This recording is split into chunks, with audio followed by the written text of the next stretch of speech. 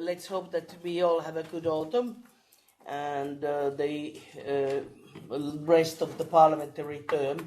There's still a lot to be done, and actually the alarming news of the climate change that we probably all have faced during this summer and autumn are one thing of the worry. But as said, if the question is not right, quite often you do not get the answer either right. And this is the systemic approach. We know that is discussed quite a lot, and it is discussed also in the Club of Rome and in different forums. It's a bit like the fish soup. If you try to optimize boiling either potatoes, onions, or fish, or parsley, does it sound like our environmental policy? Is it now? The biodiversity or climate change or chemicalization, or what should we deal with? It takes much more of a time, and you never get the fish soup. But if you sort of understand the complexity and the interdependence, what you get is a good recipe.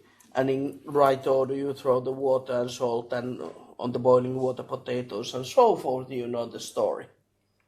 And the result is better than any sum of the parts. And this is what the Global EU is for, and this is the topic of today.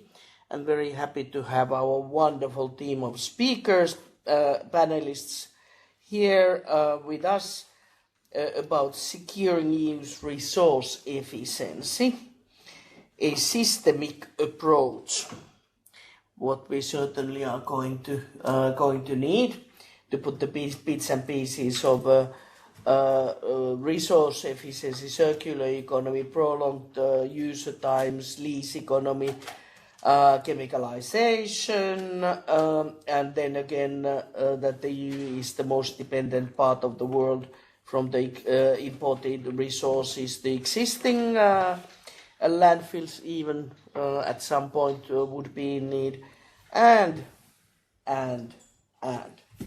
But I don't want to consume any more of your time, because I guess I just can't avoid the temptation to intervene, for example, when it comes to EU's Critical Raw Materials Act, that has quite a lot of good things. We would need to bear our own responsibility on there, but then again, it seems to me that there isn't sort of a perfect fish soup recipe yet. And that relates to the permitting procedure and how it is linked to the precursor demands on putting circularity on place first, and looking the design out of the waste, the less harmful substances for production. But this is certainly something that we are going to hear about. Thank you that you could join us. And we'll start with Stintje van Veldhoven, Vice President and Regional Director for Europe World Resource Institute. And you have the keynote address. Please, the floor is yours. And now, before you start, could I please ask someone in the line by accident to have the mic on? So could you please check your mics that they are closed, and so we don't hear all the sounds or discussions that you are having there at your place. Thank you, and Stintje, please, the floor is yours. Thank you so much. Thank you so much. My name is indeed Stintje van Veldhoven. I am very pleased to be here today. Actually, at some point in my career, I used to walk these halls on a daily basis as an assistant to an MEP, which was my very first job. And then I went on in the national administration, and in the end became a member of the Dutch Parliament before also returning often to the halls here as a minister, as part of the Ministerial Council. And in the meantime, in between, I've also worked for the Commission. So I think you can see that Brussels is dear to my heart. And I even did a postdoc at the university here in Brussels on European integration. So anyway, it's always been an important part of the puzzle for me. And if we look at the topic that we are discussing today, it is a crucial piece of the puzzle, I would say. So I continue to see Brussels as a crucial piece of the puzzle, also from the post that I hold right now, which is indeed Vice President of the World Resources Institute. We work on ensuring that this planet can deliver for 10 billion people while staying within the limits of people, of climate and nature. And we take this triple lens of people, climate, nature, because they are intricately linked. We cannot save the climate if we do not know how to ensure the support of people. We will not be able to save biodiversity if we only focus on climate. And so we really have to look through that triple lens. And I'd like to thank EU Globe and Sirpa and Martin and Roland-Jan for organizing this and for giving me an opportunity to speak about something as important as resource efficiency. WRI exists for 40 years now, and in those 40 years we have established offices in about 12 countries around the world. And I think for me the main message, what I'd like to convey with you today, and I will speak both about the critical raw materials, but also a bit broader about resource efficiency, is that on a finite planet, we need to do a lot more with less. I think that's the basic line for all that we're going to speak about today. We will need to do a lot more with less. Our research shows that the world can cater for this 10 billion people, but only on a planet which has moderate climate change, and like the one we already have, so it really shouldn't get much worse than this. And we have to make sure that we put an end to the extinction wave, which we are currently driving with our current economic and consumption models. This will have to change, because with our current conduct and with our current trajectories, we won't manage to cater for those 10 billion people. So, does any of you think that we have more than one planet? No. So despite this very obvious fact, we continue to act as though we had many. If you think about the natural resources that the EU consumes, today we require about 1.75 Earth planets to sustainably support our current resource use. And if you look at the trajectory we're on, in most European countries, we're actually about at a level of 3 planets. So globally it's 1.75, but for Europe, for many European countries, we're actually at a ratio of 3 planets, which we need today to sustain our consumption. For the world overall, so it's 1.75, which means that we're actually literally eroding the very soil that our children will depend on to build their future. More than 100 billion tons of resources enter the economy every year. Everything from metals, minerals, and fossil fuels to organic materials from plants and animals. And just 8.6% gets recycled. And actually that number went down because the economy grows, so even if you recycle a little bit more, by comparison it went down. That means that if you picture 10 big garbage trucks full of stuff that drive down a road, that 9 of them just dump their waste beside the road. Every day again, all over the world. Not even one drives to the end of the road and gets fully recycled. That is what our economy is like today. And this is not only about climate, this is also about people and about nature.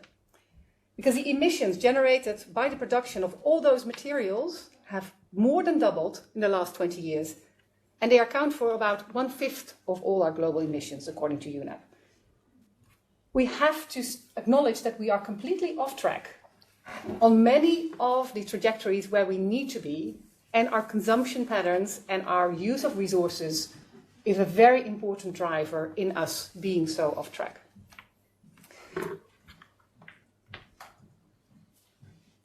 So, a few key sectors in which resource efficiency will be essential for a greener, climate-resilient future that is aligned with that 1.5 Paris goal. The energy transition, right? We are on the cusp of an major energy transition, not just in Europe, but elsewhere. The world will need to define how to generate 11.2 terawatts of renewable energy, or renewable electricity, required by 2030 to stay within the limits of 1.5. This is a doubling of existing renewable power targets that are currently in all energy plans combined. All energy plants combined, we need to double that. To reach this goal, we may even face a demand of up to 6 times of critical raw materials, such as lithium, cobalt, and other materials, for batteries and non-fuel elements, according to the International Energy Agency. And many of these are concentrated in unique ecosystems, such as the water-stressed regions of Chile and Australia, the south of Europe, the deep ocean, the Congo Basin. Also, sustainable and efficient land use is crucial. This planet does not get any bigger, even though we make many more demands on it. Large-scale renewable energy projects, such as solar and wind farms, can also encroach on these very ecosystems which are actually designed to protect. And agricultural land, the amount of agricultural land that's being taken up by bioenergy, which is super inefficient, actually. If you think in Europe, it's a ratio of 1 to 100. 1 hectare of windmills will generate as much energy as 100 hectares of bioenergy. The way we are using our land is not free. There's an opportunity cost to the way we use our land. Land is a scarce resource. I'll get back to that later. Recycling valuable materials will be key. But as our stock of renewable technology will rapidly grow over the next years, we will also need to ensure clean and efficient generation of new resources. The conversation needs to move beyond increasing this green energy supply. We really need to start looking at the entire chain. The transition to a new energy economy requires that we also address issues related to usage, consumption, equity and access, as well as the mining of those minerals that are required for our clean energy transition. We cannot stick our hand in the sand. These questions are there. They are real and they will impact our future. So to solve this equation, we need to do 3 things. We need to slow down growth for of the demand for green energy. We need to, of course, increase our green energy production, but relatively speaking, we have to make sure that we are as efficient as possible so that we add as little as possible to that path of growth. And we need innovation. That's also crucial to help slow down this relative growth.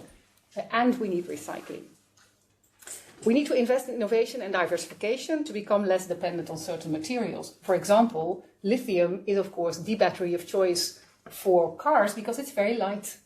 But if we use it as a stationary battery, do we really need lithium? Or do we need to invest in alternative technologies that can be heavy because they are stationary, so they don't need that specificity of the lightness of lithium? We need to start innovating. We need to start diversification of our energy transition.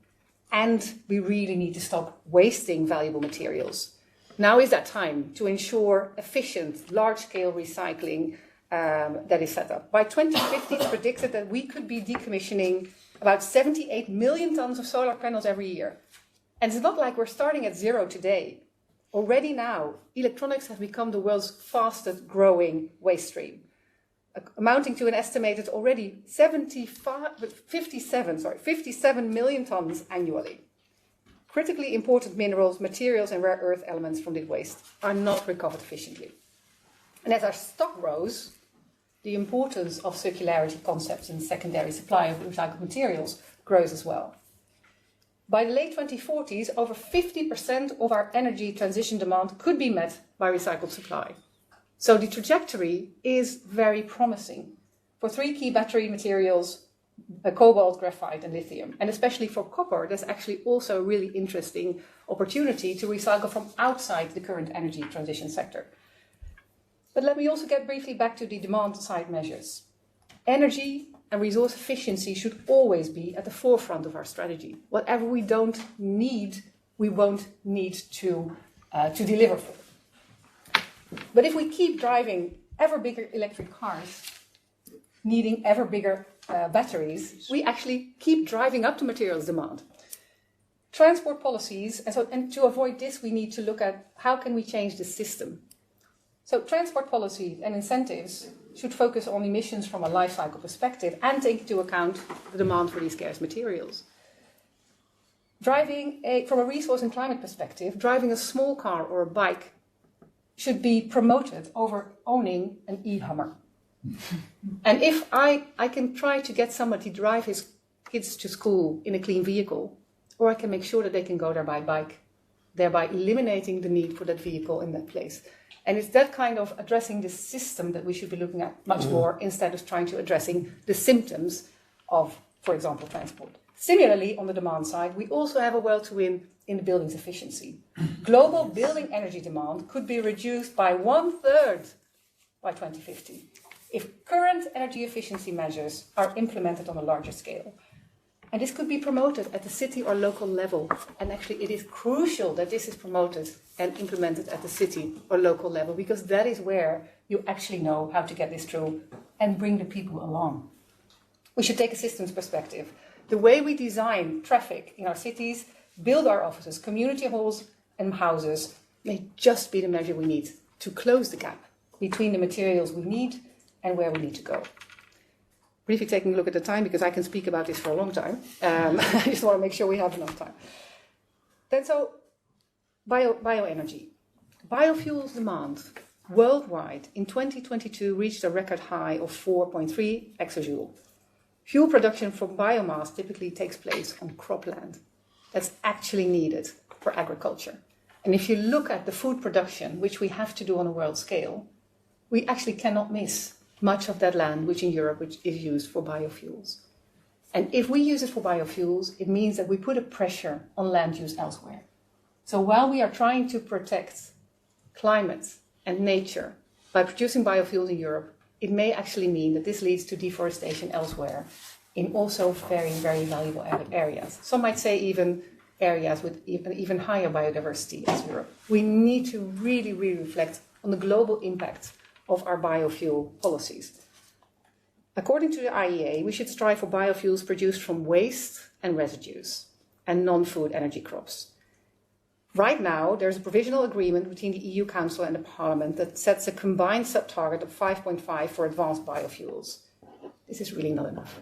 This is really an area where I think if we talk about efficiency of use, this is where really Europe needs to make a big step change. Our first priority should be in decreasing the demand, right? Efficient and improved logistics and supply management. Let's try to avoid the use of fuels wherever we can. Secondly, electrify transportation as much as we can, but also a very targeted use of sustainable fuels from waste or clean hydrogen. Let's be very careful to spend our scarce land resource on the production of those biofuels. Because food efficiency, although it's not really on the menu today, let me give you a little bit of that connection from energy to food production. About 1/3 of global greenhouse gas emissions, and this is a topic that WRI works on a lot as well, about 1/3 of global greenhouse gas emissions can be linked to agriculture. There's 80% of deforestation linked to agriculture. 70% of terrestrial biodiversity loss linked to agriculture. And then if you think that about 1/3 of all of the food produced globally gets lost or wasted, it shows you how much of a resource efficiency question we still have in our overall food chain. We can, at production phase, recapture commonly wasted resources such as inedible foods and byproducts, and then make the link to biofuels.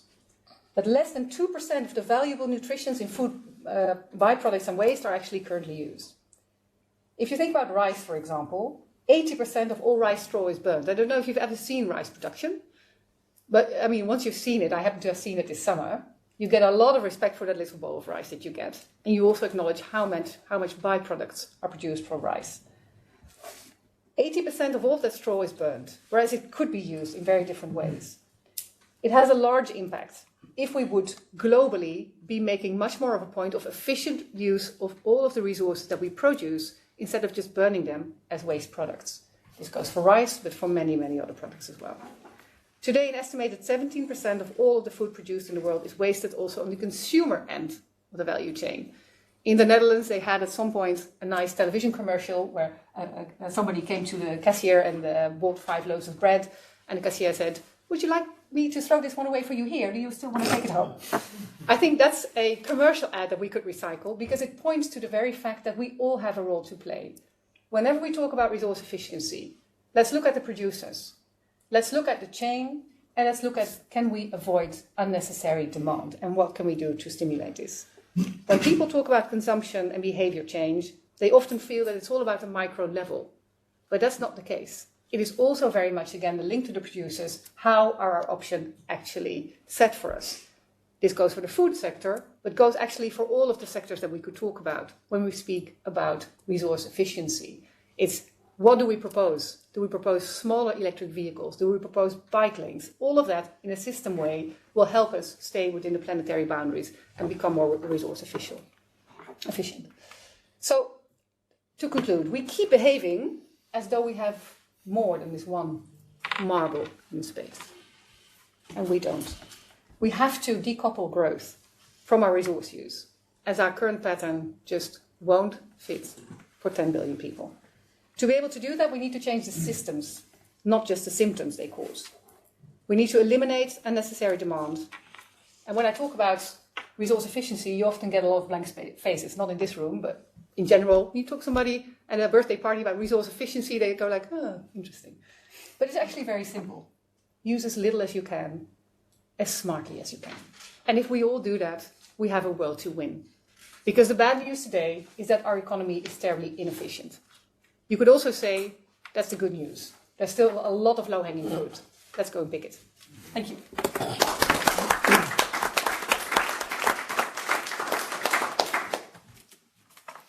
Plus then, thank you for your excellent presentation.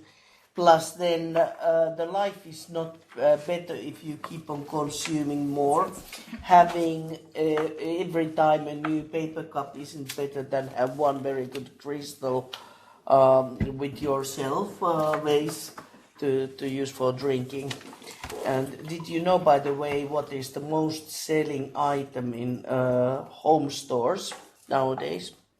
Reusable cup? Would be good if it were. It's storage, because we all have so much stuff that we need more cupboards to stuff the stuff Stuff there. itself with stuff. Right? Yeah. And then waste, sort of throwing it away is not the answer, but it's just a symptom. Okay, thank you, Cynthia. And now we'll go to our next speaker. Peter Handley, head of the unit and deputy director general from DG Grow. You will discuss with us the topic of the EU Critical Raw Materials Act and give an overview of the content and where do we stand now when the trilogues have already started. Please, the floor is yours. And I understand you needed to leave at 5:30. So we'll take that into account. So if there's certain questions for you, we will prioritize them so that you have a time to answer them. Great. Please, floor is yours. Thank you very much, and thank you very much to Stientje for the excellent keynote. I'm actually not going to start directly with the Critical Raw Materials Act. I will get there, but I just want to start off with saying that there's a whole lot of other stuff that the European Union is doing around resource efficiency and circular economy. And it didn't start 4 years ago either. So, I mean, I was involved in the last political cycle as head of the Secretariat General's Resource Efficiency Unit, helping to shape the first Circular Economy Action Plan. So I've got a bit of a track record in this area. But I think the first message I'd like to pass is the overarching framework for this political cycle has been the European Green Deal, with a raft of legislative and policy proposals designed to steer us towards the 2050 climate neutrality, which is now embedded in the European climate law. And that also included the rolling out of a second circular economy action plan. So it's kind of, framework, strategies, plans, and then at some point we actually have to deliver the stuff, right? So there's a vast amount of things that have been going on, and I think many of those things are starting to bear fruit. The second point I'd like to make is we have to look at this from the global perspective. Europe on its own, acting within its own borders, is not going to shift the dial in terms of whether we're consuming one or multiple planets. And one hard fact is global population is rising. Many parts of the world are industrializing, developing infrastructure, moving away from feet and bicycles to the combustion engine. And a lot of this development is driven by coal and very traditional ways of producing metals and minerals. So, we have to really address that global problem. And that's not going all too well at the moment. I think if you look at the progress towards the Paris Agreement climate mitigation goals, I think we're not on track. Let's be honest. So I now come to the Critical Raw Materials Act, which is only a small contribution to a much larger problem. And the problem that the Critical Raw Materials Act has been designed to address is how do we make sure that we can make this shift away from fossil fuels to clean energy technologies? So getting rid of the extract and burn model for oil, gas, coal, etc., into one which is about energy technologies which are, yes, they're taking metals and minerals from the ground, but they will also take these metals and minerals from what's already in the economy, and these things can be recycled many times, unlike the fossil fuels which they replace. So that's the main driver for the work on this. And what we have noted is that, well, first of all, we consume a lot in Europe, as Stijn just pointed out, but we do this at the expense of the rest of the world. And we're not fully conscious of that. We don't really measure things in the right way. So we need to become more conscious of that. And we also need to do something about making sure that we have more levers of control about our ability to make this shift towards the green and clean energy transition. And today we don't, because we have extremely high strategic dependencies on a single source of supply or couple of sources of supply for most of the metals and minerals that we need. And in the light of various supply chain disruptions we've seen since COVID and the invasion by Russia of Ukraine and the growing global tensions between China and Russia, China and the United States, we have really realized that we need to reduce these strategic dependencies, and that is one of the key messages that the European Council gave us to address. So make your economy more resilient, give yourself the means to deliver the green and digital transition, and do so with a maximum of resource efficiency. That's what the European Council told us to do, right? So that's what we're trying to do.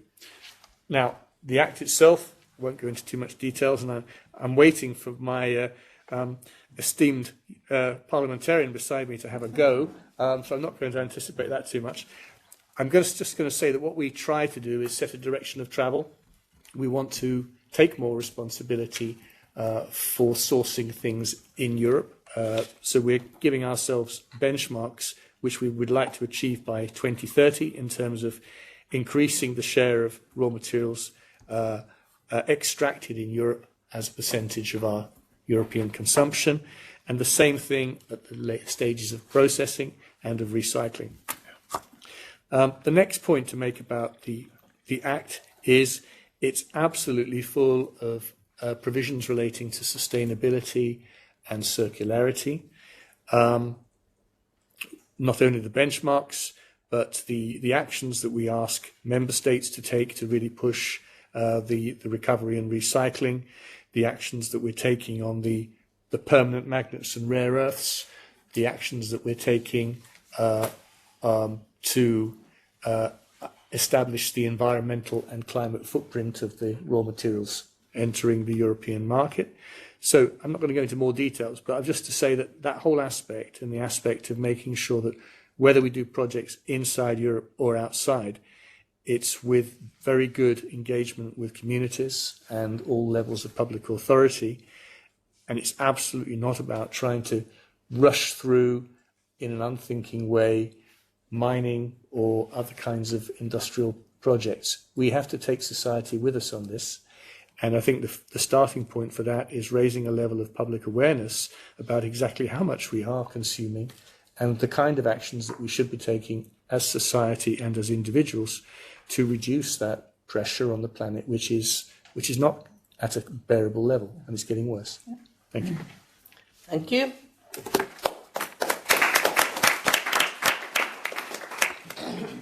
And before we go on, could you just open up a bit why it was seen to be so important to have this 2 years moratorium proposal that exists there? So what, this is a reference to the permitting. Yeah, permitting, yeah. So we have made a proposal in this piece of legislation that we need to improve the way that we do permitting for mining, refining and recycling projects. And it's exactly the same problem that we've seen on the barriers to deploying renewable energies fast enough. It just is very, very difficult to get permitting done in time to make sure that we can meet our legal obligations on energy and climate targets. And so we're following a kind of set of prescriptions which have been discussed at length with the member states, and they all, and you'll see this in the Net Zero Industry Act, you'll see it in last year's Renewables Act and in our own proposal. The first thing is, how do you give project promoters some better predictability?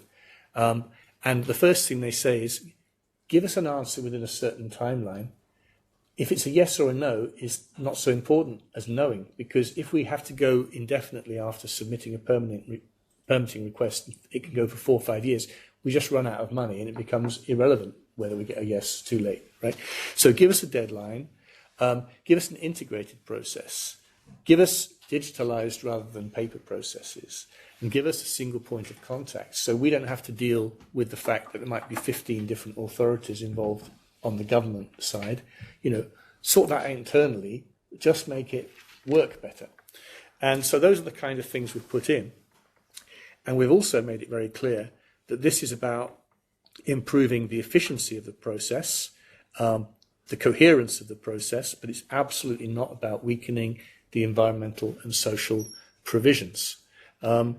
It's also, we've said very clearly, in the case of any project, we'll expect a very good plan of how the project promoters engage with the affected communities from the very beginning of the process, and not in some sort of, superficial way.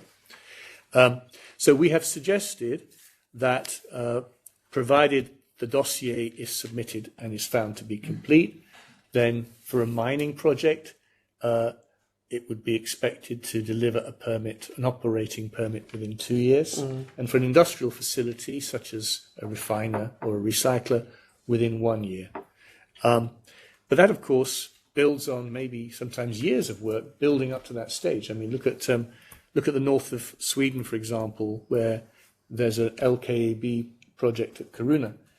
It's going to be some years where they do all the technical work, the geological work, all the pre-financing work before they get to the stage of permitting. So there'll be plenty of time before, the button is pressed on a permitting request. And we would expect that preparatory period is being used fully to have all the conversations with any stakeholder who's affected. Thank you. And just a short comment on this. I think that there is not a disagreement about that kind of a reversible issues like wind power or recycling facilities or any other. You notice it's not good, or it's old-fashioned technology after a couple of years. You can always fix with some light damages. But then with the mining, where this precautionary principle is, it has sort of raised some questions, but maybe we can come back on there later if you don't want to comment that. Well, right I think Stintje wanted to make a comment. Can I make one comment on one question? Maybe first of all, when we speak about the size of the European market in relation to the global questions, let's not make ourselves too small. Because if we think about the resource use, 40% of all resources are used or consumed by 10% of the world population. And 10% of the consumption of resources is consumed by 40% of the world population. So it is very much the developed world that is disproportionately consuming resources. So in that fact, our weight is bigger than our weight in the overall let's say, economic weight that we have. And it's no longer a purely global north versus global south question. I mean, if the Chinese elite is just as polluting and maybe more polluting than, let's say, a Dutch average person with that's on benefits, for example, right? A mother with 2 kids and a small income. So we have to find a way to tackle this overconsumption by a global elite, of which we have much more in the US and Europe. But in growing economies, in the BRICS countries, for example, we're also starting to see it. How can we link, let's say, the action being taken in all of those economies to reduce that overconsumption, which is so terribly resource wasteful, basically, instead of resource efficient? Well, this is where you're absolutely right. This is where the fact that we have a single market is a powerful tool for change at the global level. And so if we put things in legislation, whether it's this or the batteries regulation or eco-design, it actually can have a global influence. I totally agree with you on that aspect. Can I also intervene? Yes, I was going to say that now before we go to our next speakers, if there's still some questions or comments directly to Peter, let's bring them on. Bring it on, so that we'll secure that he has time to comment on them. Please.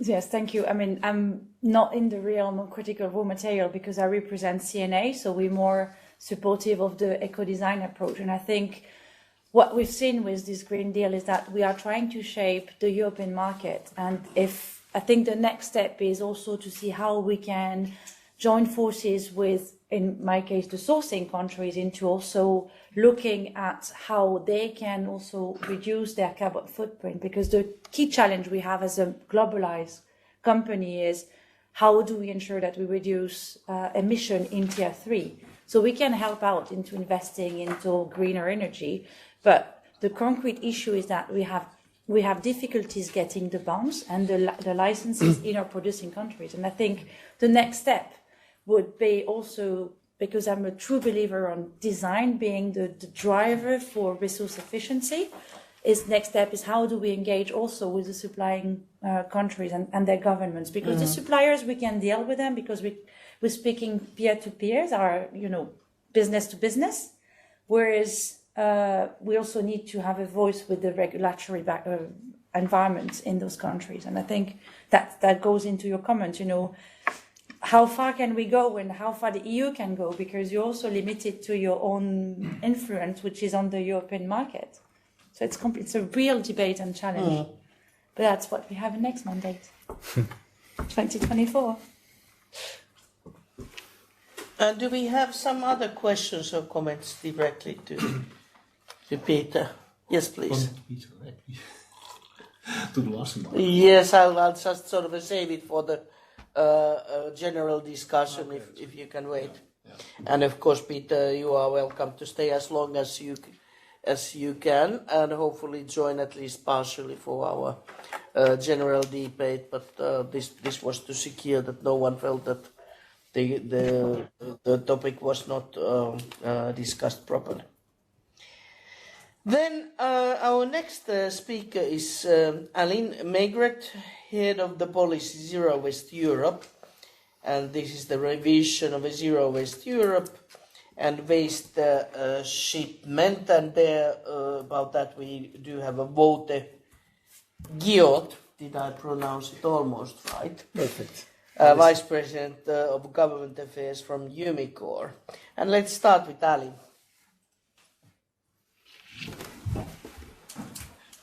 Thank you. Could I ask to slightly move the screen? Otherwise, it's really hard to see the slides. Thank you. Perfect. Thank you so much. Good afternoon, good evening, everyone. My name is Aline Maigret, and I work for Zero Waste Europe. I'm not going to spend too much time in explaining Zero Waste Europe because I think our name is quite explicit. So we work towards the elimination of waste in our society. We are a European network of organizations in different countries across Europe. So I'm here today to present on behalf of Zero Waste Europe a new paper, the white paper on the Waste Framework Directive, which some of you might be familiar with. So just before starting, I would like to say that this paper has been thought through the consultancy called Eunomia, and we have supported and contributed to this work as Zero Waste Europe, but also together with Tamara, Minderu, and Handeles Middelfond. So just to start with, so I would like to present this Waste Framework Directive, just also saying that for us, this work and this paper is really a way to advance the discussion on the Waste Framework Directive and how we can use waste and kind of put it into valuable resources. So this is in no means something that is very detailed. A lot of the details still need to be fleshed out, but it's just to kickstart the discussion. So really looking forward to the discussion and feedback afterwards. So key points or starting points with this study was really that there is this 1.5 degree warming targets from the Paris Agreement, which I'm sure everyone have heard of. So starting point, that is really carbon emissions as a measure of progress. And what we want is really to put forward an EU regulatory framework for a circular economy consistent with this target. So we present a vision for 2040, as I mentioned. So this is really a vision that we hope will be afterwards, more detailed. So what we present is at the same time, on the one hand, a short-term vision related to the Waste Framework Directive, so short-term revision, but also more longer-term revision where we would revise the Waste Framework Directive into a Resource Framework Directive. And then a last note in terms of next steps is that, as I mentioned, so this is a blueprint to kickstart the discussion, but we are also engaging with stakeholders, and all of you are welcome to join by clicking on the link of the report at the end to help us work out the details of a more concrete policy blueprint. So just for the introduction. Then I also want to quickly go through why do we need a revision of the Waste Framework Directive, in case some of you in the room still needs to be convinced, but I hope this is not the case.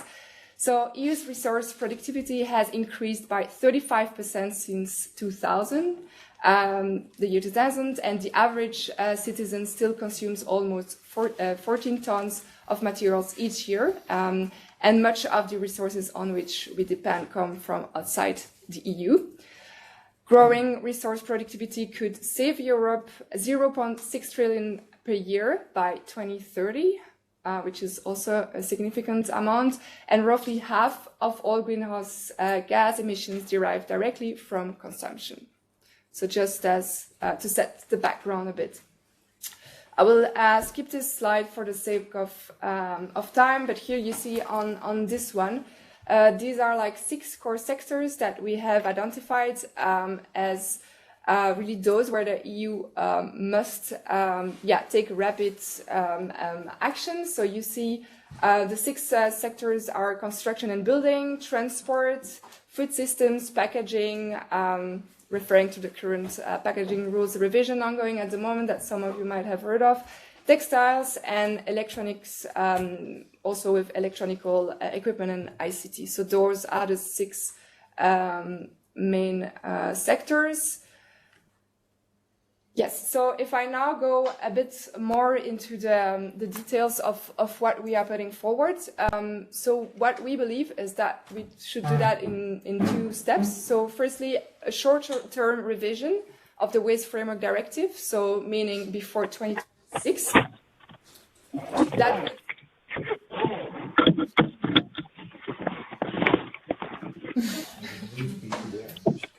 it's someone being enthusiastic about the short-term revision. So this would include a lighter touch regulatory environment for products that can be reused, repaired, and remanufactured. So, for example, really clear certainty to businesses on what reuse performance, for example, is would be really key, and that will really depend from sector to sector. Great consistency in the scope and application of the extended producer responsibility, which is a very important tool, of course, that we know really well from the Waste Framework Directive, but that has been applied in different ways, different countries and across sectors. So that would be really important, and also including modulated fees. Also, an important point is that we want to put forward a more granular recycling hierarchy, really so that we can characterize high quality recycling over lower quality recycling. So that's also very important. And similarly, also put forward like a new framework for the beneficial use of composted bio-waste. And then going a bit down in this kind of waste hierarchy, we would also want to have a supportive environmental for managing mixed waste to rapidly reduce also greenhouse gases.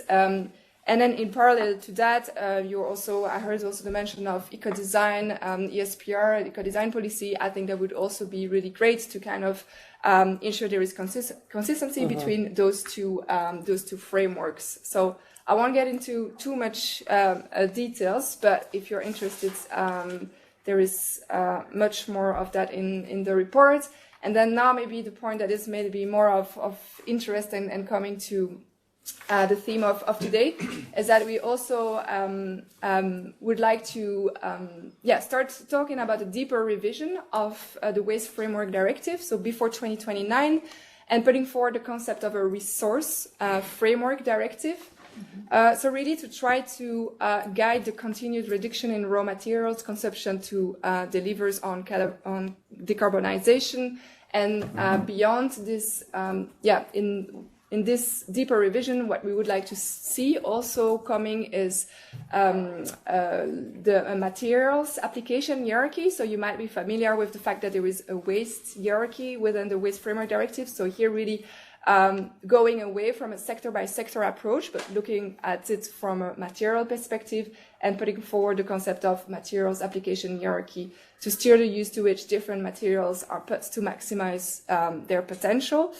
So yeah, I think this is in a nutshell what we want to discuss. Maybe not today, but we would be happy to engage with any of you who are interested in the topic. Yes, thank you.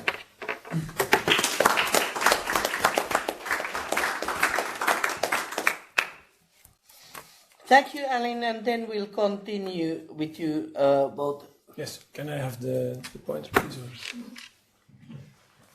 Here, have it. Thank you. So, good afternoon, and thank you, Sirpa and Martin and Roland-Jan for organizing this session here. Roland-Jan, can you have the slides? I can talk without the slides as well, but it may be more joy for you to watch some of the nice pictures. But I'm working with Umicore. I'm going to talk about waste and extracting valuables from waste by recycling. And that links, of course, very well to the critical raw materials that we need to make this transition. And we need lots of them because we're filling the pipeline as a society. We're using lots of materials, more and more, for the green technologies, but end of life, something needs to happen with it. And design for recycling is still, in my view, in many occasions a far dream. Can give plenty of examples from our sector where it's not been designed for recycling. Still, we manage to recycle and extract valuables from these products. So, Umicore is a circular materials technology group. The words are important, materials technology. So we extract metals from all kind of origin. We manufacture materials that are solutions for our customers. Could be a battery manufacturer because we provide the powders, or it could be a catalyst manufacturer. There's plenty other examples, of course. And we close the loop. That's a circularity.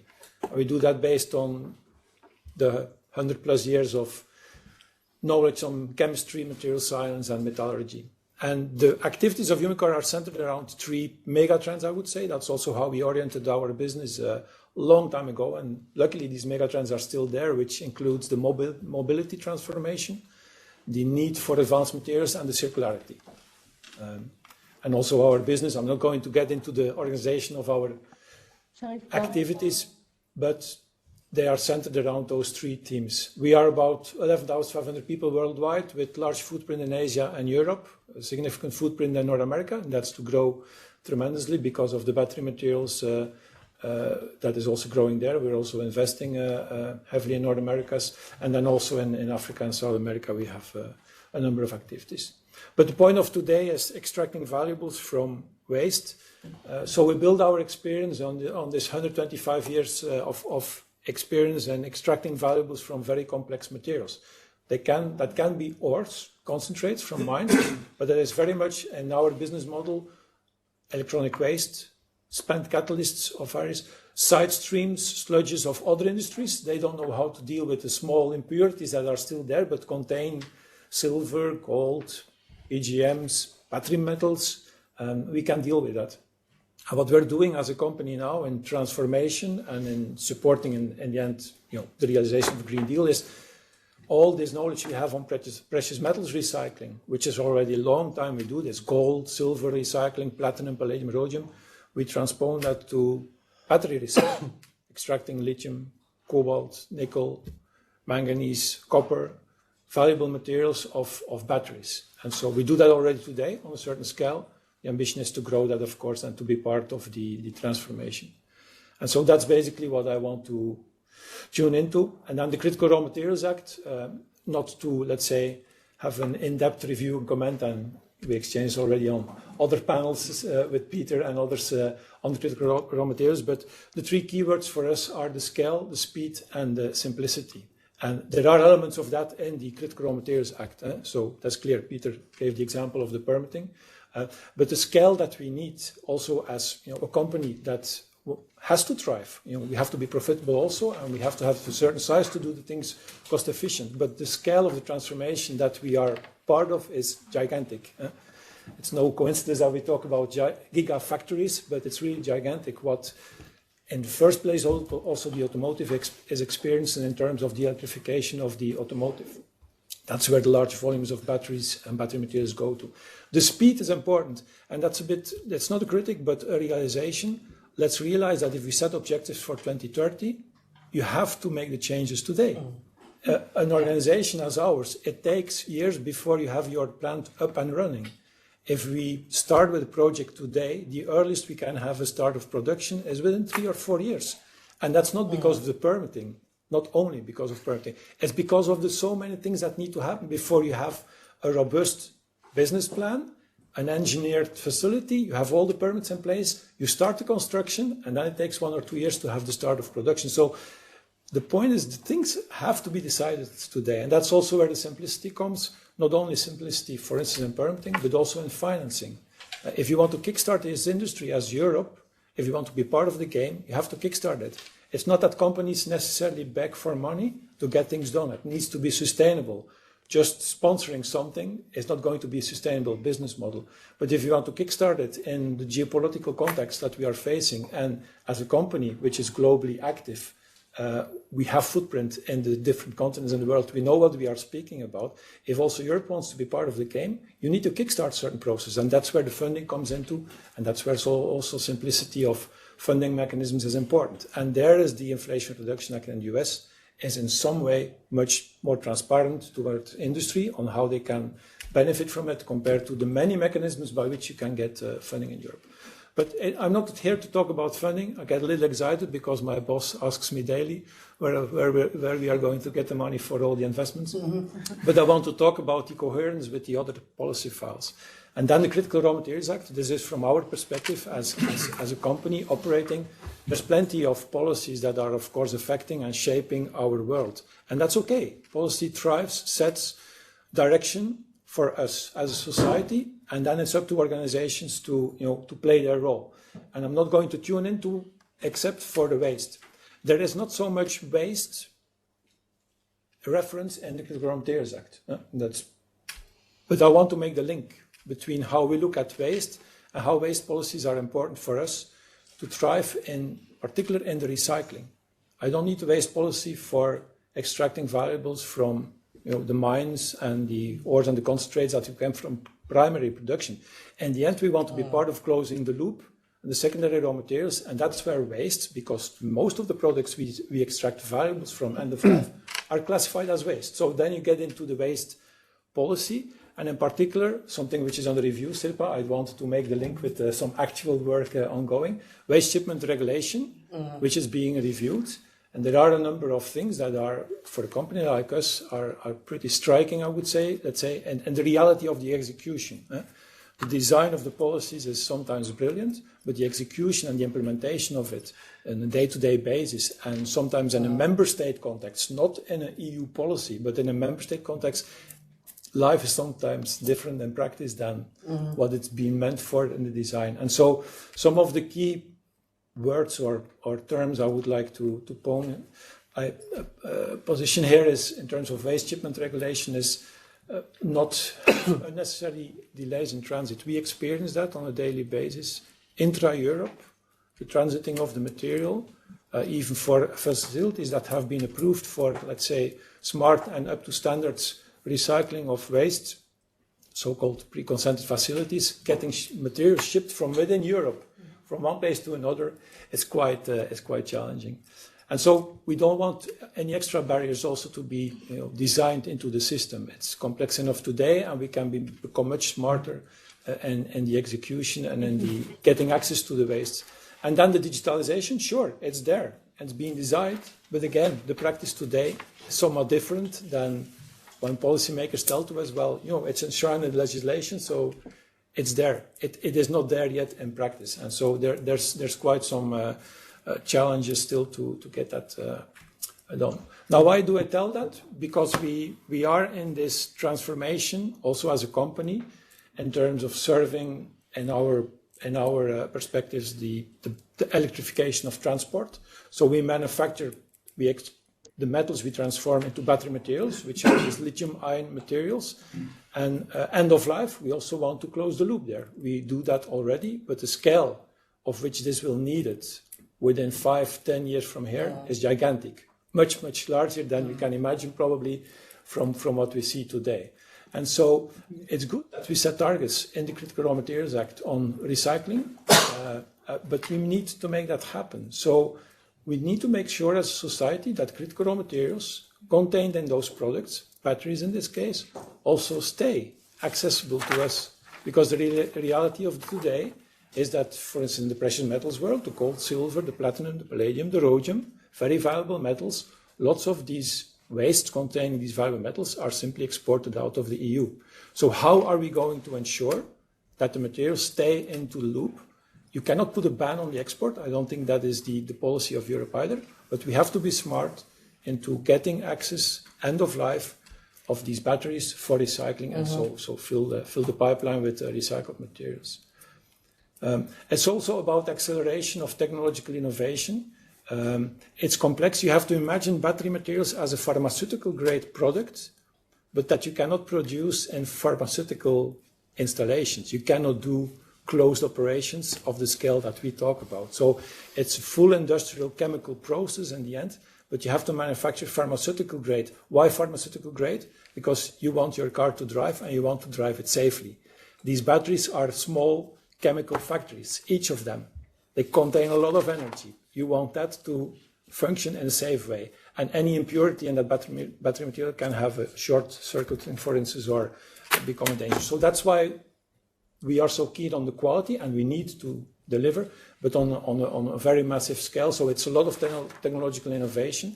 Of course, if you talk about waste and end-of-life products that need to come back for recycling, it's about collecting and sorting. How are we going to set that up? And are the right policies in place? And then it's for organizations to thrive and get the business done. And of course, targeted incentives, and I will stop with that. Because, for instance, setting recycled content targets is fine. It drives. It's also something that is relatively easy to measure. It's not enough. Design for recycling, I started with it. I can show you pictures of what smart battery manufacturers these days do to have maximum energy density or maximum power within the smallest volume of battery. That's what you all want. But if you glue all your battery cells together, it becomes a little difficult at the end of life to kind of dismantle and recycle. You cannot just throw that into an oven of 1,000 degrees, which is what we do, but you cannot do that with a module of 2 meters by 1 with cells that are all glued together. So there is some thinking and I think some rules to be set also on design for recyclability or design for recycling.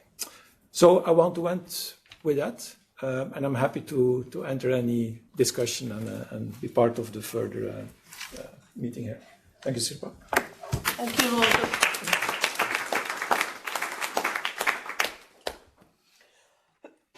Then last but not least, design issues. And let's move to Arnold. Yeah, And now it came a bit suddenly, but can we have the pointer, please? Let's circulate that one around the table too. yeah. Arnold. Even kijken. If you can also show me your PC, because otherwise for me it's very difficult, even more difficult than for you to see it. Yeah. Okay, thank you so much. And of course, thank you for inviting me, Roland also. Thank you for inviting me. Okay, you already introduced me as a professor of industrial ecology of CML, that's a large institute in environmental sciences. We mainly focus at half our team of about 80, the total team is 160, but 80 or 90 of them focusing on basically following material flows in society and looking at energy transitions and that kind of things. Well, but we also have another thing. We team up with Delft University of Technology and Rotterdam University. Why? Because we want to implement a circular economy. It is very good to do the system analysis that our group is very strong at. But of course you need the technological solutions from TU Delft and the design solutions from TU Delft. If you cannot make business out of it, it's not going to work. So the Rotterdam School of Management is a brilliant partner for that.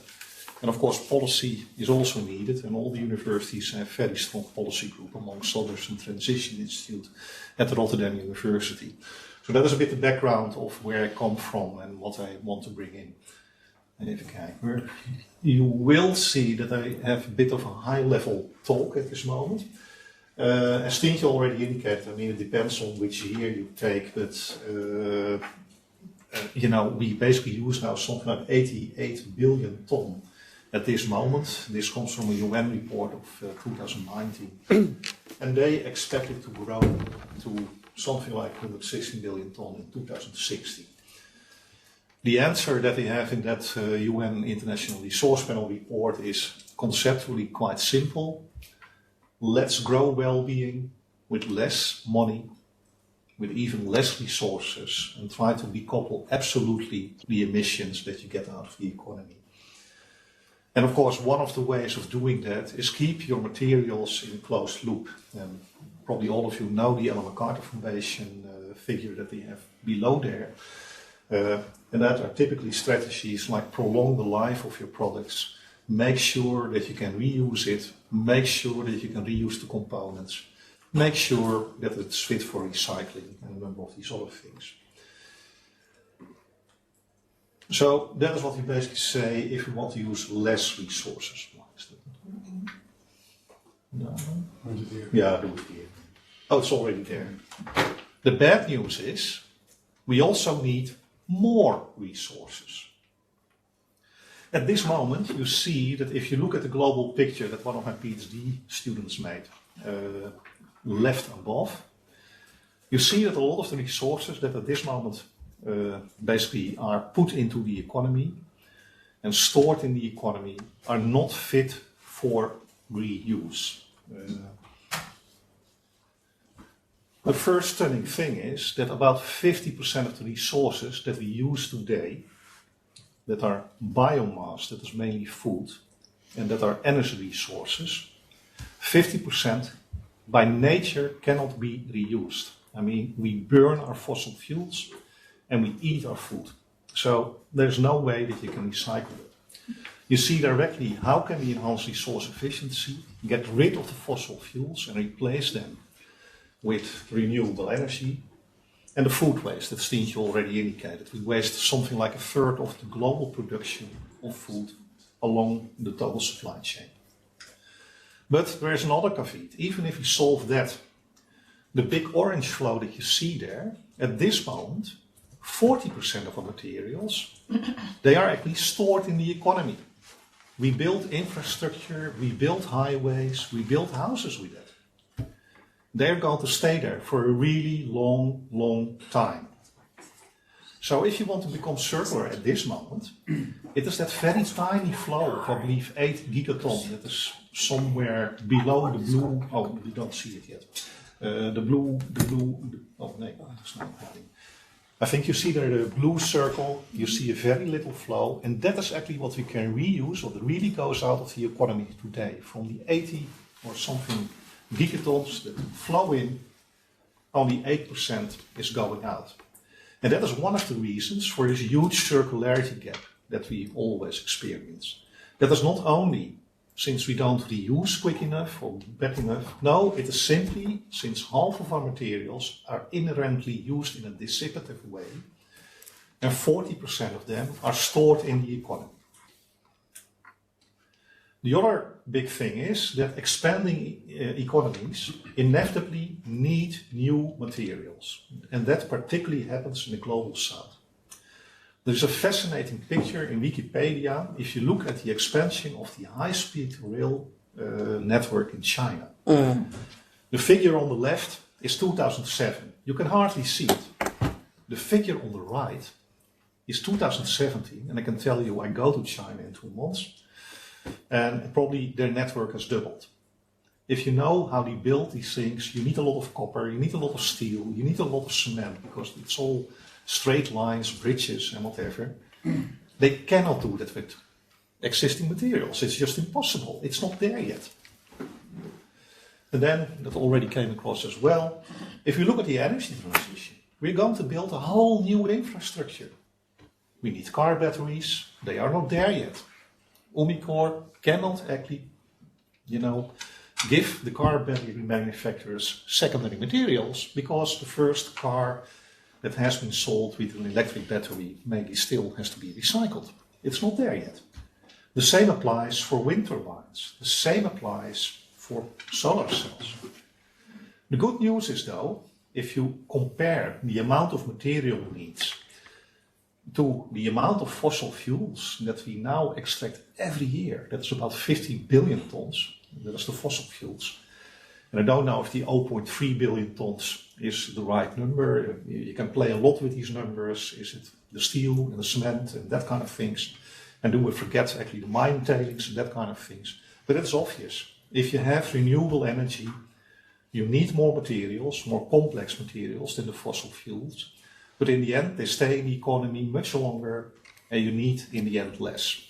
So colleagues of me are on the brink of actually publishing a study where they say what are, for instance, the biodiversity effects of actually extracting fossil fuels every year in the way that we do, and the amount of additional mines that we may need for the energy transition. Well, the outcome is clear, of course. That is much less pressure. What are the key takeaway messages in my view?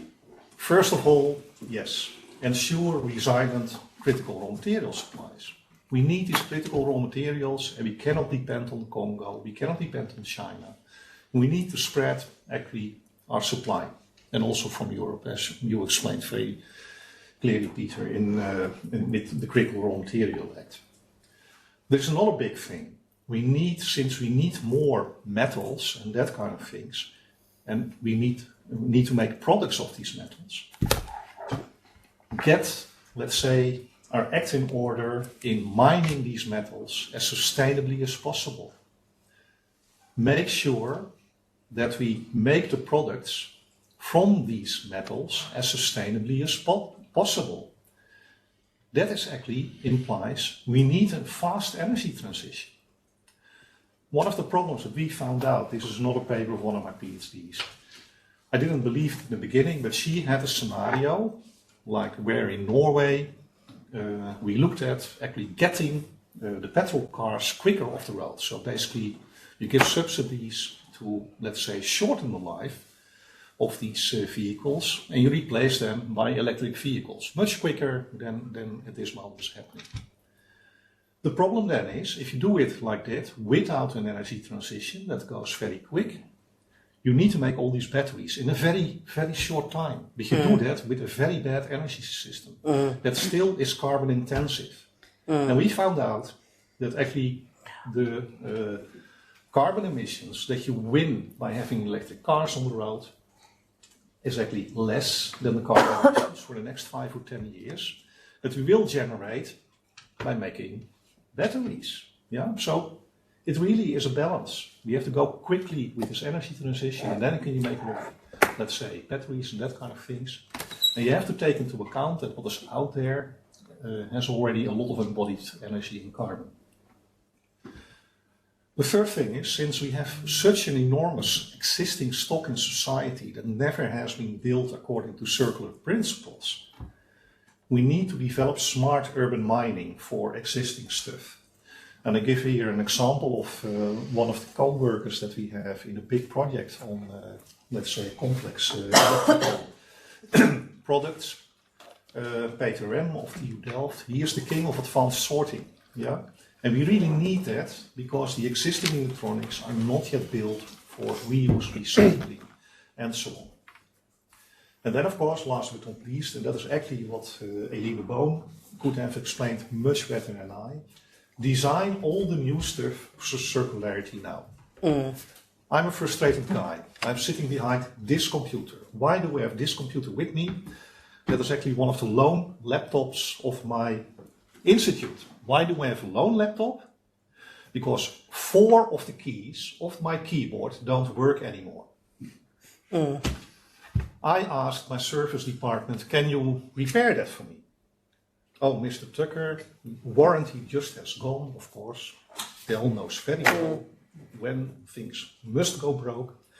And this is a keyboard that you cannot replace. It is glued to the battery and all this kind of stuff. So if I bring my laptop where only 4 keys don't work to a repair shop, $500, 500 euros. They basically say, Mr. Tucker, buy a new one. That is the society where we live in at the moment. I really want to have, if there is anyone from Dell in the room, sorry, Dell, please, invent yourself and become the next Fairphone, but then for computers. I'm much more happy with that, because with the Fairphone, this would not happen. Thanks for your attention.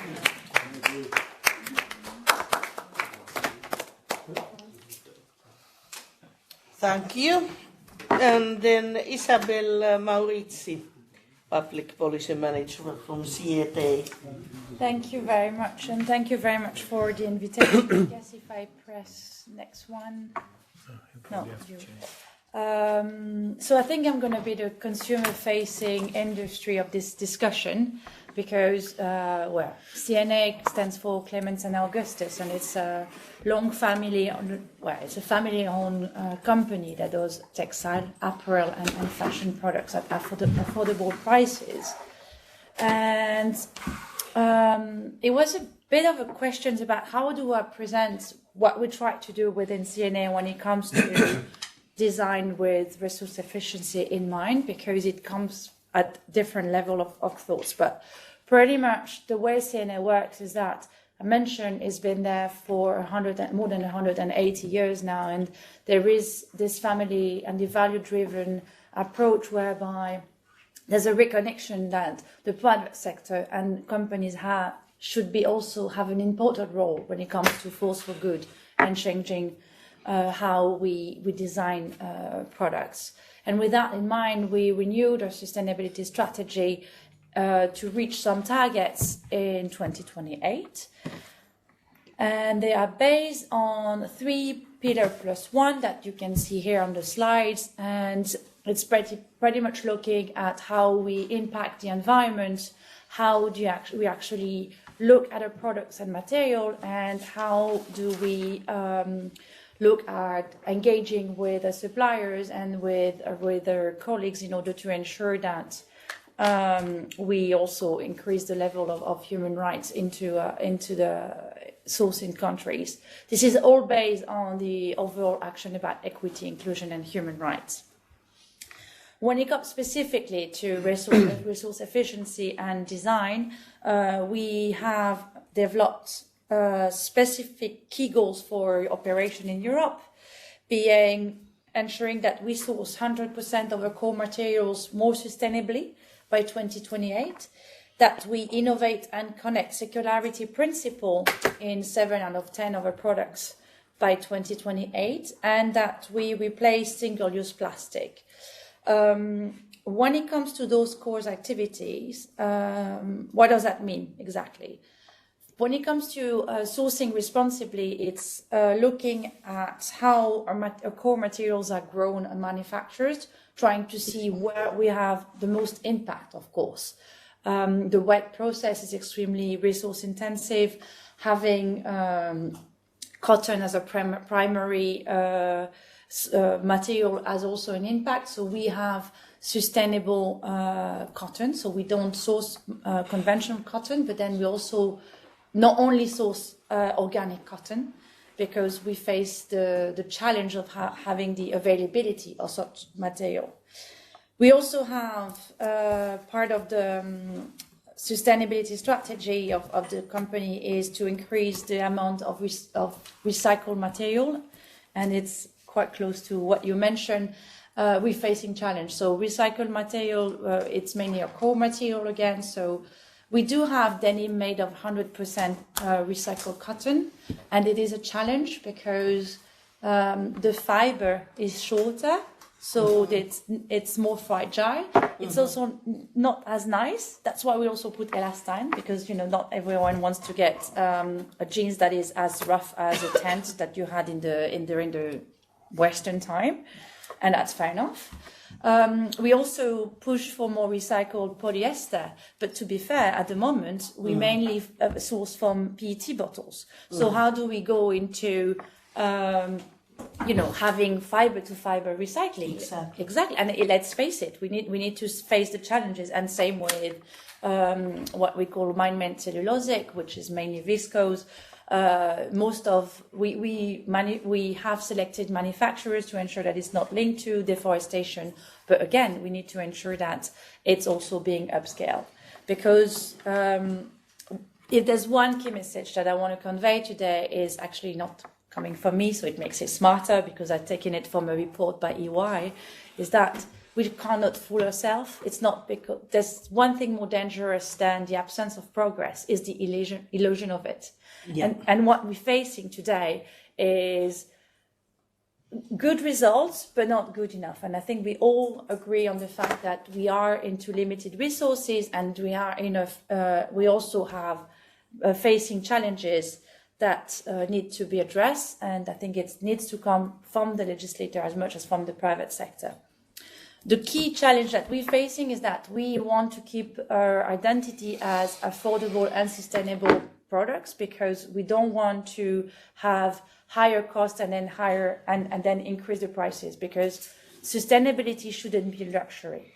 We want to ensure that sustainability is made easy for consumer, and one of the solution is to eco-designer products.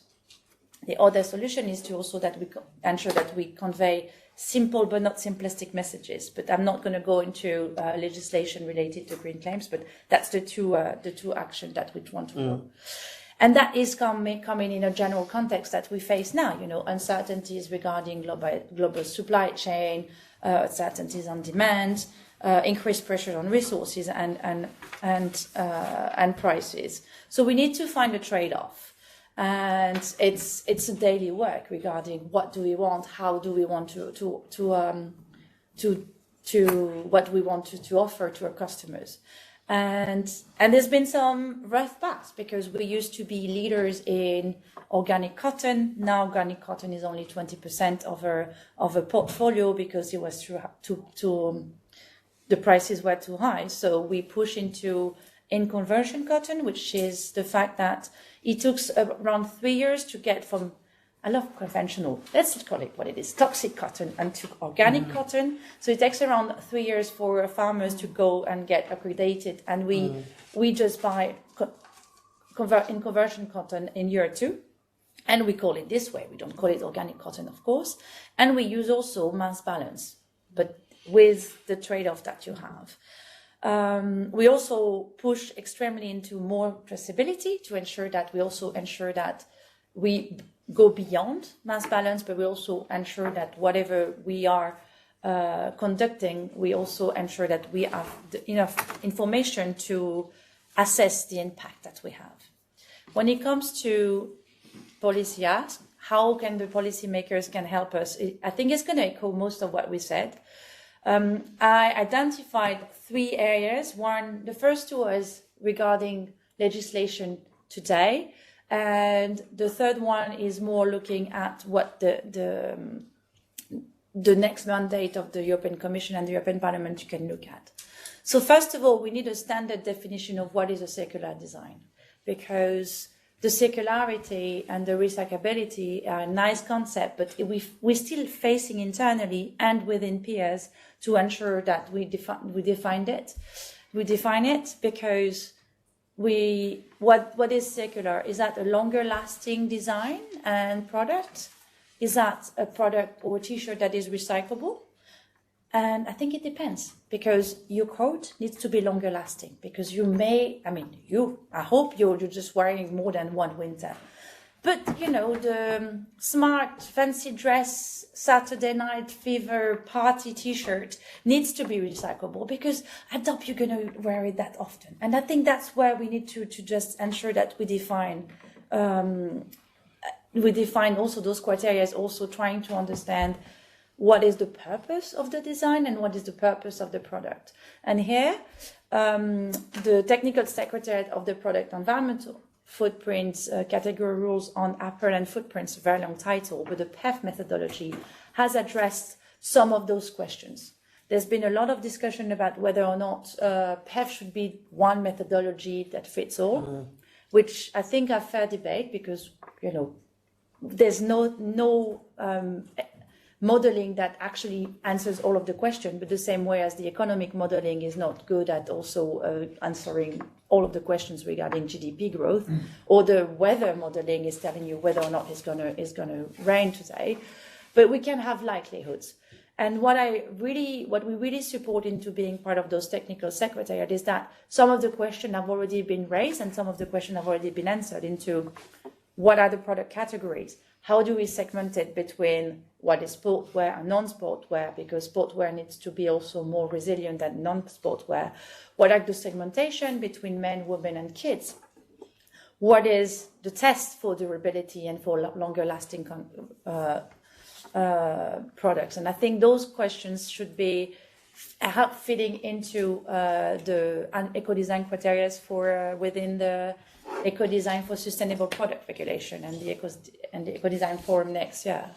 Same as what we discussed today is how do we ensure that we update the recycled content of our products. And I think here we have the tremendous opportunity of having a revision of the Waste Framework Directive for 2 products only, and textile being one of them. And I think it's an amazing opportunity. We need to ensure that we have enough standardized approach on extended producer responsibility to upscale. So beyond the proposal, we're also pushing for having ensuring that the fees are being structured the same ways among member states, but also, and that's here really a call that I have to regulators, there is an amendment in the eco-design regulation saying that banning destruction of unsold goods, which is great, but also banning destruction for recycling. And I think it's a big issue because it means that it's kind of counterproductive compared to what we want to achieve. We need to destroy the products. We need to destroy the products following the waste hierarchy. So if we can't refuse, if we can't reuse, if we can't repair, then we need to recycle. And to do that, mechanical recycling, let alone chemical recycling, needs to destroy the products. And I think if there's one message, I think we need to remove this amendment on the SPR because it's counterproductive. And last but not least, because I'm aware of the time, in the next mandate, I think we also need, and that's what I mentioned in my intervention today, we also need in the next mandate to see how we can engage with the third countries and the supplier countries to help reduce the environmental and climate impact in those countries when it comes to manufacturing. And with that, I think I'm finished and I'm open to questions as well. Thank you very much. Thank you, Isabel, and thank you for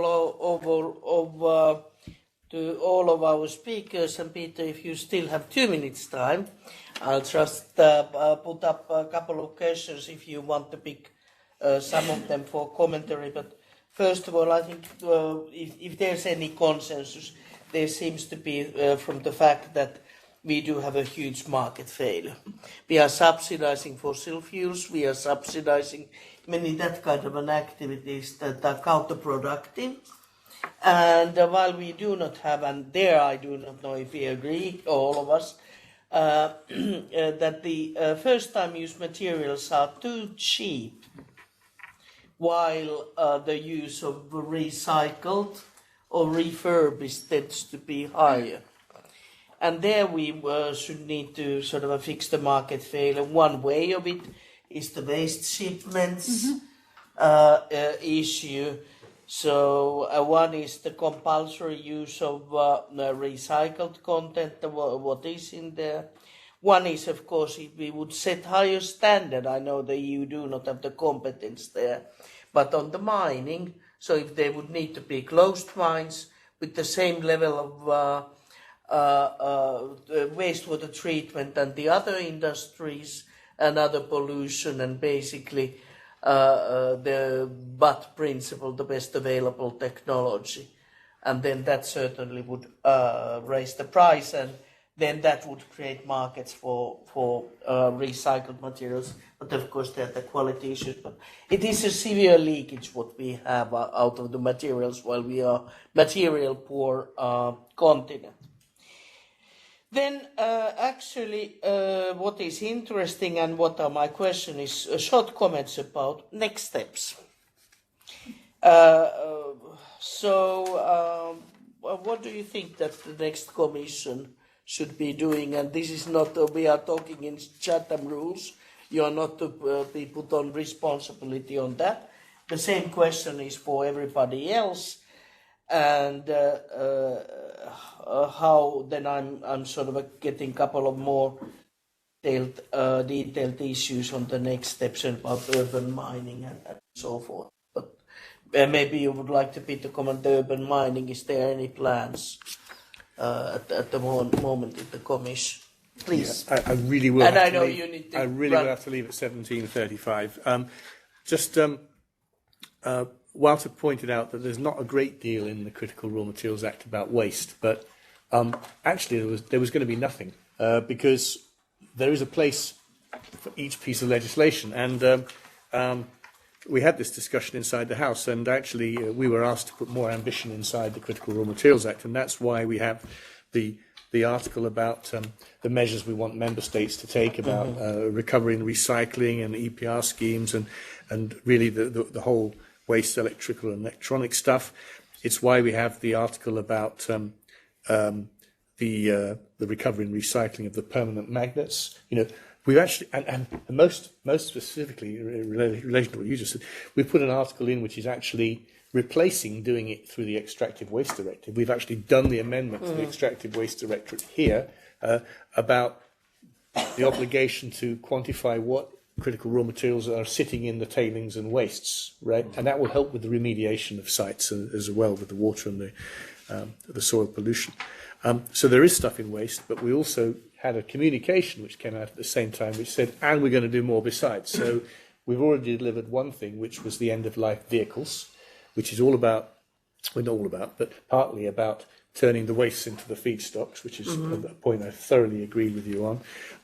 So recovering the steel, the aluminium, the copper, and the more exotic things like the magnets for recovery and recycling. We also announced that we will address the black mass issue for batteries at the end of life, so that there are incentives to keep that value in Europe and turn it into the next cycle of batteries. And we also said end-of-life we need to do that for the wind turbines, right? These wind turbine parks will come to the end of life. There's massive amounts of cement, aluminium, everything's in there. It would be silly not to have a really good plan in place for recovery and recycling of that stuff. It can become part of the business model. On the next political cycle, well, actually, I'm going to bail out before the next political cycle. So it's time for me to take my retirement and watch others. Then when you are free to speculate. Then I'll be free to speculate. But I think from what I've seen in this political cycle, I would very much agree with what President Macron said in an industrial speech recently. He said, Europe is excellent at regulating and not so good at investing, right? We have an investment failure for all of these things that we're trying to do, whether it's rolling out renewables, the net zero industry technologies, or the Critical Raw Materials Act. When I look at how the Americans or the Chinese or the Japanese are able to jump on opportunities and make them happen and not be scared to talk about trillions of euros or whatever it might be, we are just too slow. And we have a window of opportunity for the next 4 or 5 years to get in the game, or else others will be doing the game and we will be observers from the sidelines. Yeah. So that's what I think is a big challenge for the next political cycle. Thank you, Peter. That was very concise, effective, and clear message. And all the best luck for your next endeavours. Thank you very Hope much. to have a good contact with the Globe EU and yourselves also in the future. Thank you. Thank you very much. Thank you.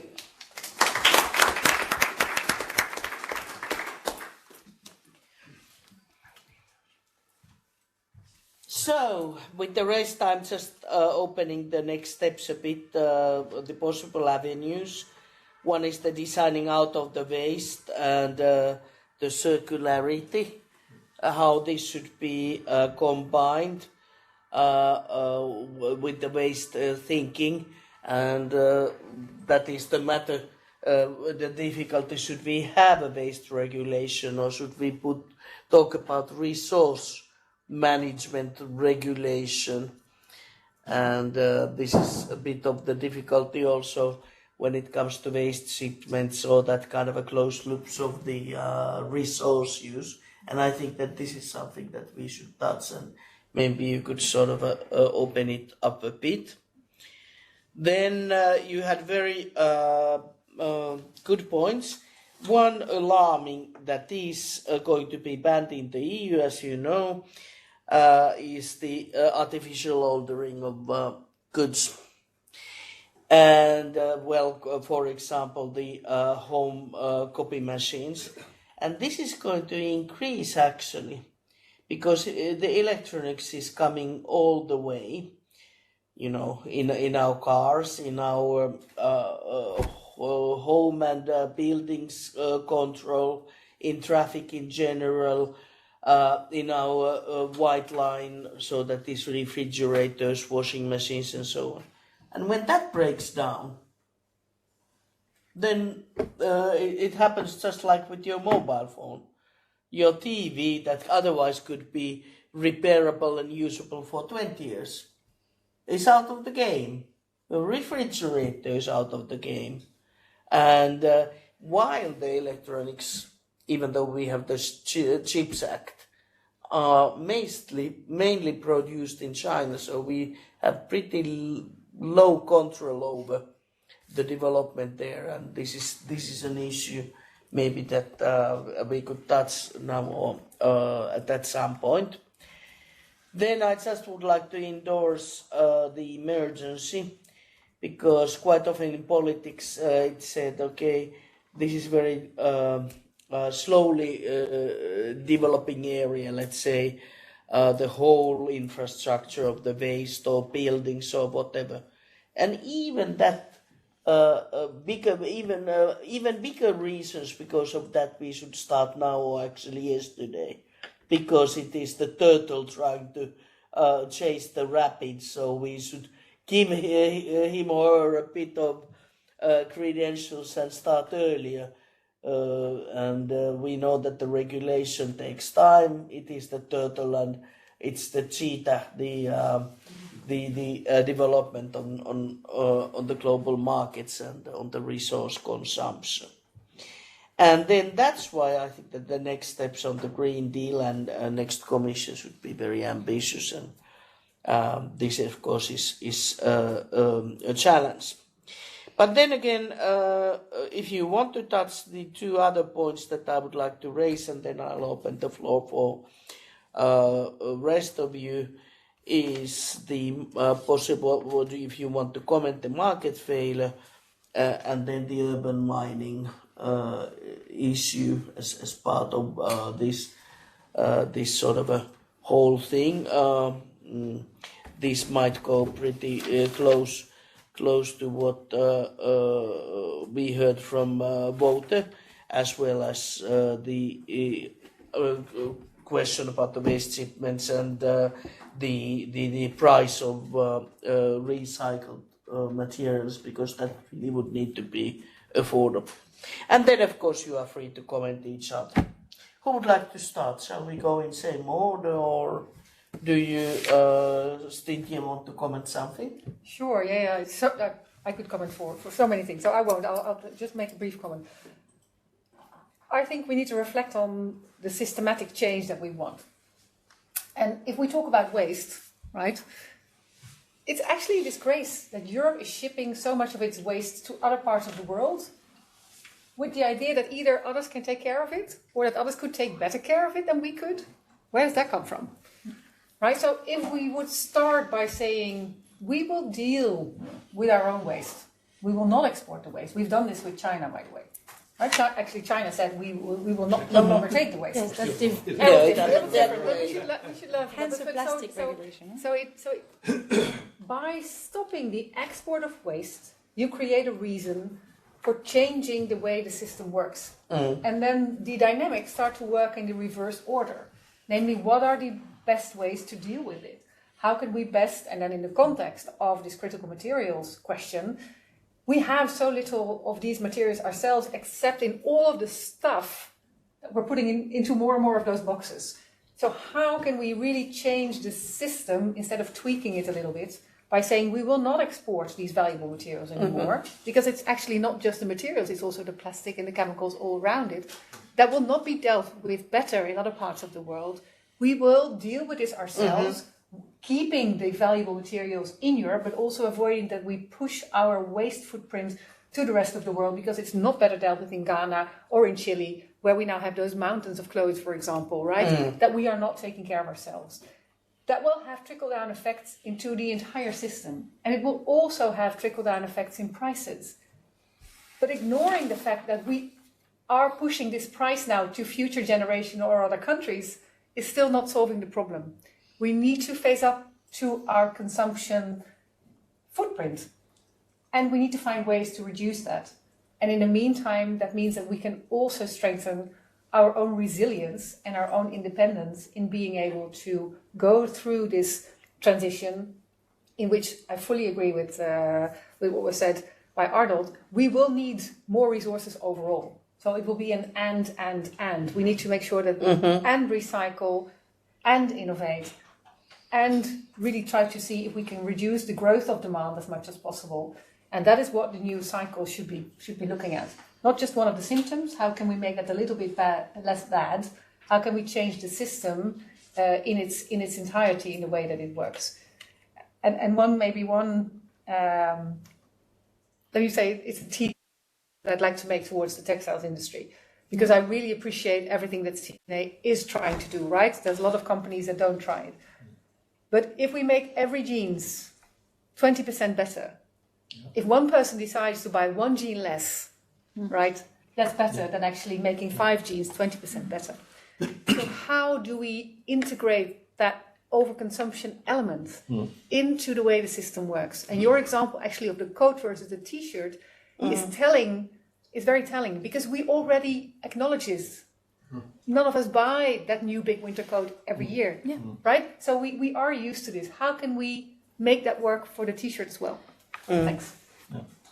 Yeah, and that is, by the way, the service economy could be used, this kind of a lending, servicing, renting, that kind of a festivity or fashion clothes. That probably I just want to have a red dress during the Christmas, and I use it 2 times in my life or 5 times. So could be different ways. Let's go then to Aline and the vote. Yes. I'd love to react on this. I think, thank you for the points you already made. I think I completely agree. We actually recently published a paper on textiles and looking at it from a sufficiency kind of lens. So what are the measures that we could think of when thinking about textiles? So you mentioned like forbidding the destruction of unsold goods, for example. That could be also taken into account for textiles. You also have maybe banning like advertising, for example, for certain type of very overconsumption kind of industry. There are already kind of tools that could be used in that regards. And I think I completely agree with the discussion we had on the fact that we need to scale up recycling, that we need to have more recycled content, better design, and so on. But I also want to make the link, not taking the thing of textile, but also of EV batteries, because we touched upon that as well. And I think that given the pace of growth in demand for EVs, that it will also be important to pursue other strategies as well. And I was listening to the news today. I don't know if some of you follow the Belgian news, but in Flanders they will give subsidy for 5,000 euro for electric cars per household. So again, referring back to the case you mentioned. So I think we also need to, beyond the fact that, that we also have to ask the question, is it a fair distribution of government income? From an environmental point of view, we also need to dare asking the question, will replacing a conventional car by an electric one solve a waste crisis? I don't think it will. So I think, we really need to kind of fundamentally change our relationship also to cars and push towards public transportation. I see many people nodding, so I'm happy to see that it's kind of is something that you agree with. But just flagging this, although you already touched upon it, of course. And I have to comment that you probably know that 60% of the travels taken by car are less than 6 kilometers. Yeah. So that could be replaced by bikes or walking or public transportation very easily. Yeah, exactly. Both, please. Yeah. I'm sorry. I'm here. I was looking. Where did you disappear? Wrong direction. Still here. I'll pick out one thing on the urban mining. This is part of the urban mine. Yeah. And Arnold, if it's really end of life, your Dell, we can still do something with it. You can do something with it. Throw I the will keep furnace it and, on the table for another 3 and extract the metals. But on the electrification of the automotive, which we are at the start of this transformation, so we have the ability to design it. There's a challenge with all the materials you put on the road, and it's a product. It's not the battery. It is the car that makes the mobility. It's a product that also can be exported. And we have nothing against export of, but the matter is of life gets stuck in Ghana or other areas. Also for recyclables, metals and minerals, that's an issue. But we have to design it. There are smart ways to do that. We are in a digitalization era. We didn't talk too much about it, but there's also enshrined in the battery regulation, there is the battery passport, which exactly has the purpose to make traceable the batteries you put on the market from its origin, telling the consumer where the materials come from, what kind of composition is the lifetime of the battery, and end of life you can still scan that battery, have the same information and know what to do with it, whether it's still fit for another kind of use like stationary energy storage, or whether it's really end of life and recycle. And if it comes to export and disappearance of the EU market of materials by the products, the car in that matter, being exported, you could still have access to the materials, or at least you could make sure that it's recycled or treated end of life in equivalent conditions. And that is, of course, one of the big challenges. How can you enforce that, and how can we make sure that these materials in other areas of the world are treated under equivalent conditions. One last word on market failure, or I wouldn't say on market failure, on the economics of it.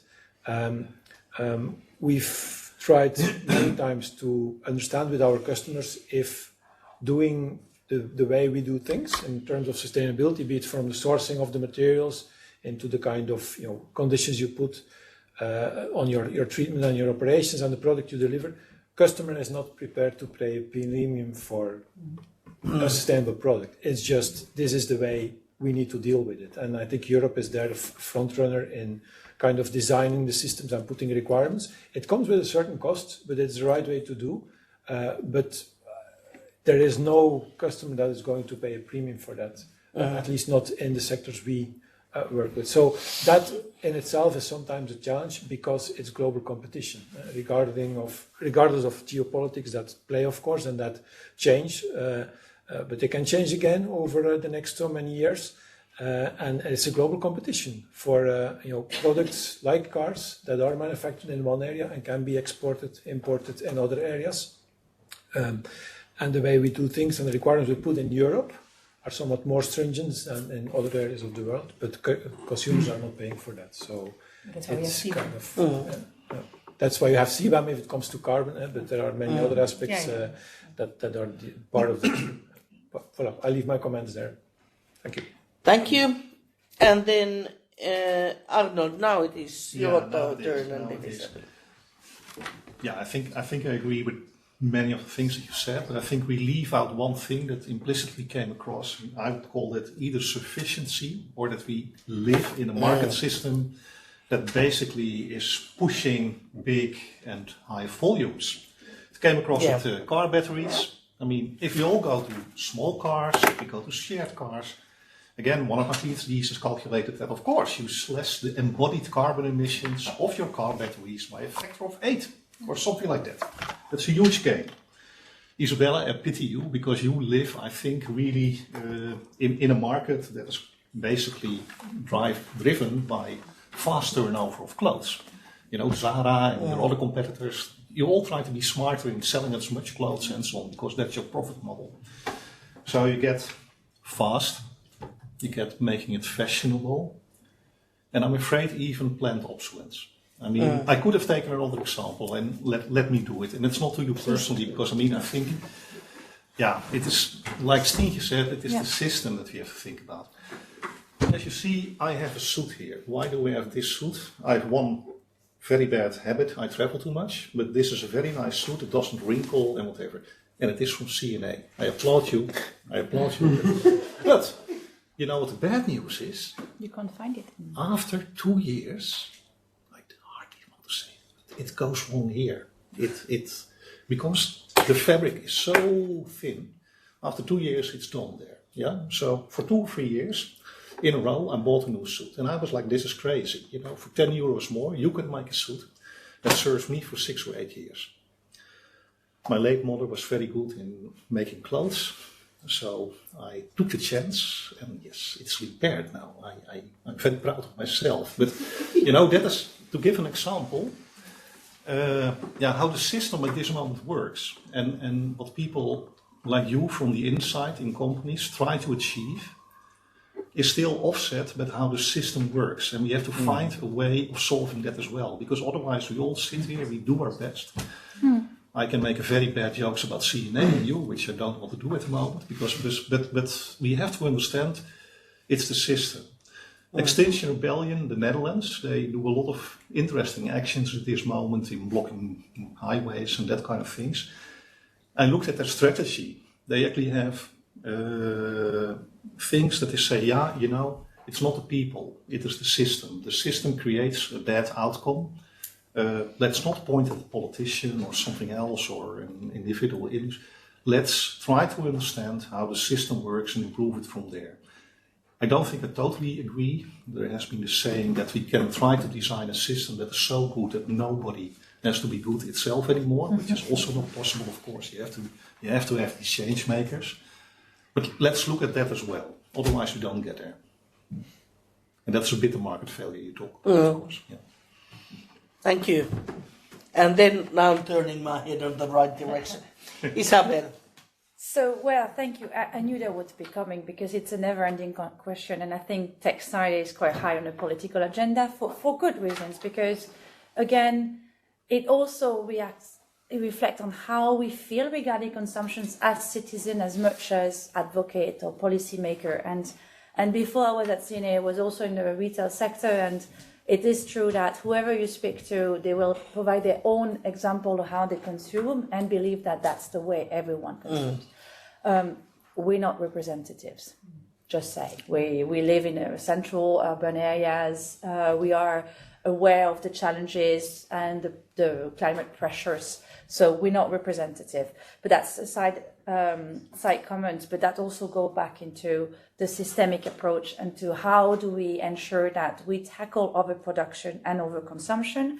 I think from a business as usual point of view, it's easier from the inside to look at how do we ensure that we are more resource efficient and whatever we put on the market is less impactful. Mm-hmm. So I mentioned looking at the material we use, how we look at the process, how we plan better, how we're more responsible into ensuring that we just don't have overstock, so we just don't have unsold goods because we plan it better. It's also ensuring that what we offer in terms of collection, the renewal of collection are lower, and that's where we're going to. And it's a way to be modernized. I'm not. It's not rocket science. Everyone is doing, and we have those mix and match outfits that could be lasting for several seasons. And you have the fashion ones because you're aiming also at different kind of customers. I mean, some teenagers are like Greta Thunberg and they're very aware, but some other are just, consuming videos of 20 seconds. They're not going to get a t-shirt for 4 years. And those ones, we need also to ensure that we responsibly provide them with a fashionable product that is also good for the environment. And that's where the main discussion is. On the difference between on the rental issues, I think we go back to the market failures. It's how do we provide the legal certainty for the right investment? We mentioned having the right infrastructure for recycling, but how do we ensure that the circular business model are also cost efficient? Repair for a company like mine doesn't make it that much sense because if you repair a piece of clothes that is pretty much the same price as buying a new one, it doesn't really make sense. But you would incentivize repair of a coat. You would push for renting for special occasion, baby clothes, pregnancy, party dress. Yes. A general jeans. I mean, I have 3 kids. One is 15, the other one is 9, and the last one is 3. I can assure you that I can't rent a pair of jeans for my 9-year-old who loves playing football and he loves just being in an Italian way, like throwing itself on the ground and on the concrete. So jeans last as much as they can. So I can try to repair them, but the only thing I could just make it last longer is by preventing him from playing football, which is not necessarily, not my favorite sport, but he chose it. But, it's also trying to ensure that you have the right circular business model fit for the right customers. And I think that's it. Yes, one thing, big policy ask, ensure a level playing field because we are among the good players, but we have also competitors coming from third country that reach directly to customers, which ultra fast fashion. I accept that CNA is being perceived as fast fashion. Internally, we don't necessarily see it this way, but I mean, ultra fast fashion that is flooding the market with, I'm sorry to say, but very low quality products are also reaching out directly with strong marketing strategy, directly customers. We need to invest into customs authorities because out of the 16 regulations that textile is facing, all of them is asking for strong regulatory custom checks. Should it be eco-design? Should it be waste framework directive? Forced labor regulation, due diligence.